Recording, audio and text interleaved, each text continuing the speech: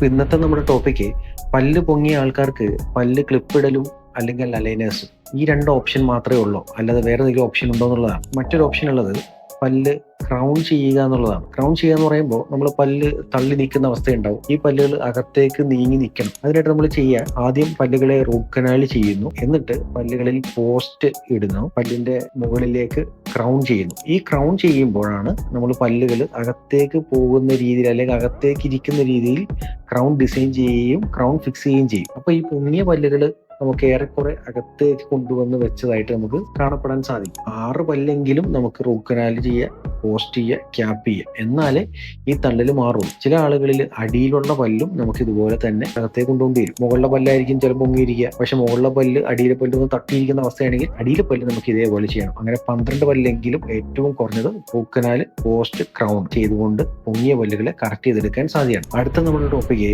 ആലപ്പുഴ ജില്ലക്കാർക്ക് ഉണ്ടാകുന്ന ഒരു പ്രശ്നമാണ്. ആലപ്പുഴ ജില്ലക്കാർക്ക് മാത്രമല്ല, എന്നാലും കൂടുതലും ആലപ്പുഴ ജില്ലയിലുള്ളവർക്ക് ഉണ്ടാകുന്ന ഒരു പ്രശ്നത്തെ കുറിച്ചാണ് അടുത്ത ടോപ്പിക്.